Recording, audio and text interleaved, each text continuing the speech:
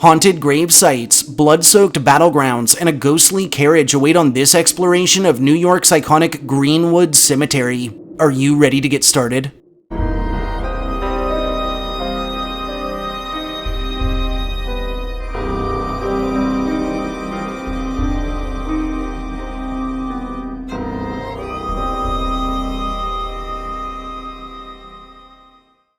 Hey guys, and thanks for joining me on this journey through the infamous Greenwood Cemetery. Recognized as a graveyard that's literally larger than a good bulk of cities nationwide, this aged burying grounds acts as a final resting place to a number of prominent historic figures, unknown soldiers, and some fairly dark histories. Surrounded by countless ghost stories and local New York legends, what lies in store may shock you.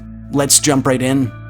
Greenwood Cemetery, which is located out of the western portion of Brooklyn in New York City, New York, is a 478-acre garden cemetery that's actually recognized as the borough's first public park, and its bounds are shrouded in all manner of ghost stories and local legends. Historically, lands now holding Greenwood first grew to prominence through the Revolutionary War when, on August 27th of 1776, it acted as stage to important action during the Battle of Long Island. Following the 1831 founding of the Mount Auburn Cemetery out of Massachusetts, New York leaders would begin discussing plans for the establishment of their own cemetery. By 1832, socialite Henry Evelyn Pierpont would consider the construction of one such graveyard amongst the hills just east of Gowanus Bay, and on April 18th of 1838, acts of incorporation for the Greenwood Cemetery would be passed, entitling $300,000 and 200 acres of land for the cause. Later the same year, landscape architect David Bates Douglas would set to work on the site's layout, though he would stand in opposition of calling it a necropolis in favor of creating something that would actually attract the living as well. On April 11th of 1839, the establishment would be altered to a non-profit organization and construction would begin. On September 5th of 1840, the yard's first interment would transpire, and while initial burials on site would remain relatively few and far in between, through the 1840s, several churches would reserve plots within the cemetery, resulting in a rapidly increasing number of interments. Through the remainder of the 1840s, Greenwood would welcome around 30,000 visitors per season. In 1846, a ferry service to the expanse was started, and over subsequent years, the property would see multiple expansions. Notably, Greenwood would see a massive rise in popularity when, in 1853, former Governor DeWitt Clinton was disinterred from a yard in Albany and moved to the site, where a monument was erected in his honor. And by the 1860s, the burying grounds would be drawing in crowds second in size only to Niagara Falls. Through the remainder of the 1860s, the construction of Prospect Park would begin, and the establishment of streetcar and elevated lines across Brooklyn, namely of the 5th Avenue station at 25th Street, which was placed right near the cemetery's main entrance, would result in greatly increased crowd numbers, and in the construction of the Hamilton Gate in order to better accommodate the flow.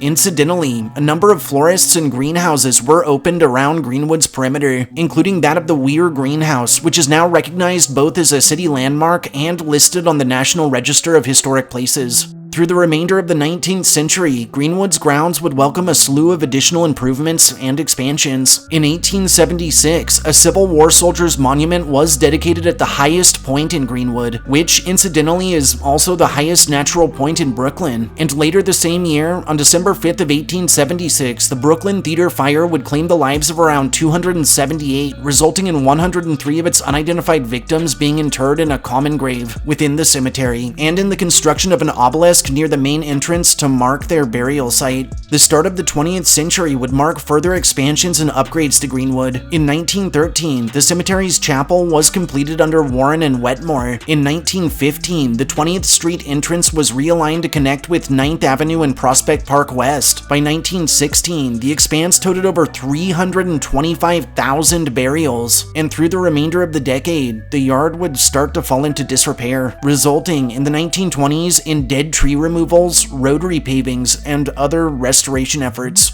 Road construction would continue through the mid-1930s. In 1941, a clock tower at the 34th Street entrance was demolished. Later the same year, the cemetery's iron gates were removed amidst World War II efforts. In 1951, Greenwood's old main gate was also demolished, and from the 50s up until 1961, more than 1,000 enclosures were removed from the property, after which work on a new crematorium was started. Beginning in 1966, gravediggers would hold a series of labor strikes. Sadly, through the 1970s, vandalism of the yard would become all but common, though preservation efforts were quickly implemented. From 1975 to 1977, Greenwood's columbarium was expanded, and by the late 1980s, the garden and community mausoleums were finished, while the hillside mausoleum was greatly expanded upon. In 1994, the graveyard's northern gate was fully restored and new offices were constructed. Through subsequent years, the chapel was fully renovated, modernized, and reopened. And in 1999, the Greenwood Historic Fund was created to maintain and better preserve the property, after which the Historic Fund's Civil War project would see a full restoration of soldiers' graves that had been damaged or that had begun to sink into the soil, and would result in the rededication of the Civil War Soldiers Monument. In 2001, the Hillside Mausoleum would see expanded construction. The same year, tragically, 50 victims of the September 11th attacks would be interred on site. By 2009, the whole of Greenwood was documented as nearly full. And in December of 2010, a memorial was established to commemorate the 134 victims of the 1960 New York mid-air collision, complete with a common grave to hold the remains of unidentified victims. More recently, in 2012, Hurricane Sandy would result in over $500,000 of damage to Greenwood, and in 2013, and in partnership with the Connecticut Society of Cincinnati, signage surrounding the Battle Hill area of the yard was modified to reflect new research on Battle Hill's importance through the Battle of Brooklyn. Greenwood Cemetery remains open and in operation into the present, boasting a ridiculous number of notable grave sites, breathtaking scenic trails, and, according to local New York legends, an astounding and spine-chilling range of hauntings, with those braving its bounds reporting extreme cold spots felt through the middle of summer, disembodied voices and music heard on the winds, and shadowy figures that follow lone walkers at great lengths. While the yard's chapel is reported to harbor a range of ghosts, perhaps its most famous apparition is that of wealthy merchant Samuel Leggett, who died on January 5th of 1847. Many believe old Sam wasn't ready to leave this world, resulting in his restless spirit, and a specter matching his description has been sighted pacing the building, wringing his hands in despair. Several informal paranormal investigations of Greenwood have yielded crystal clear EVPs, strange EMF fluctuations, and hits on thermal grids, while others have told of disembodied footsteps heard from empty spaces, instances of mausoleum or vault doors opening and closing on their own, and of perturbing scratching and knocking sounds detected from somewhere just beneath the earth. Some other commonly cited apparitions around the cemetery include a woman in a white dress that's always observed walking amongst groups of markers, a man in a top hat who frequents various benches, the full manifestation of a horse and carriage, spectral Revolutionary War soldiers possibly resulting from the Battle of Long Island, and disturbing burned phantoms that play testament to the aforementioned 1876 Brooklyn theater fire. One notable interment on site is that of magician and mentalist Washington Irving Bishop, whose tale acts as a conduit for quite possibly the most disturbing Greenwood ghost story. In life, Bishop suffered from catalepsy and would fall into a catatonic state that made him appear dead to any who encountered his seemingly lifeless body. As a precaution, the magician would always carry with him a card that explained his condition so that he might never be buried alive. Unfortunately, however, in 1889 and following a performance, Bishop would fall into one such state that would take him longer than normal to recover from. During this time, a group of overzealous doctors would perform what is now believed to have been a fatal autopsy procedure on the up until then living man, ensuring his actual death and resulting in his burial within Greenwood and in his family seeking a lawsuit for his medically induced murder. A pale, panicked ghost matching the description of Bishop has been sighted from time to time, and occasionally appears with his torso grotesquely opened up for all the world to see. Reported across the whole of the yard and confined to no area in particular are odd patches of fog that float with seeming sentience, the sounds of musket fire or the clash of blades without source, the constant feeling of being closely watched, and instances in which visitors are tapped, brushed up against, pushed, or even hit and scratched by someone or something unseen. Another popular legend tells of Molly Fancher, who in 1864, and at the age of only 16, was badly injured after she was thrown from a horse.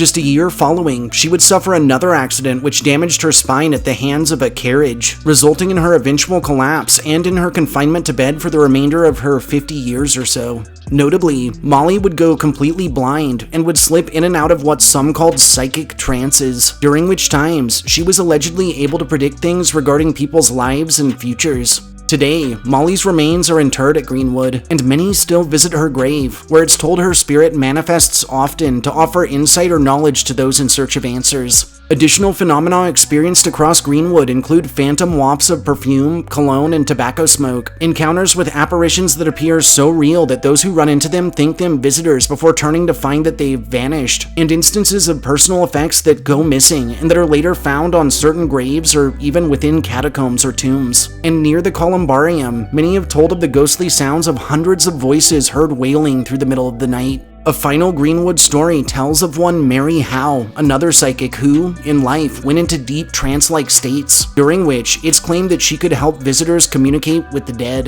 In 1882, when one such trance went on for over 2 weeks, people began to wonder if Mary herself had passed on to the other side. Despite desperate pleas from her brother and from her community, one Dr. Robert Dixon would order her buried, after which a deputized posse literally forced her removal from her home and her subsequent interment. In the present, it's unknown whether Mary was actually dead or not. However, grimly, many suspect that she was buried alive.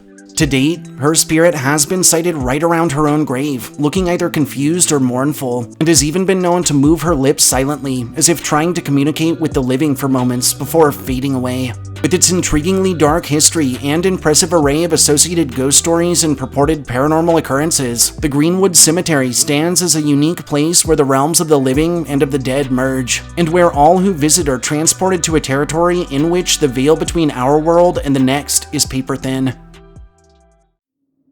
Thanks for joining me in exploring the many hauntings of Greenwood Cemetery.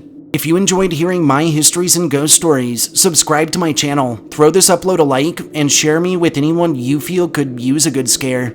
I'll see you all next time.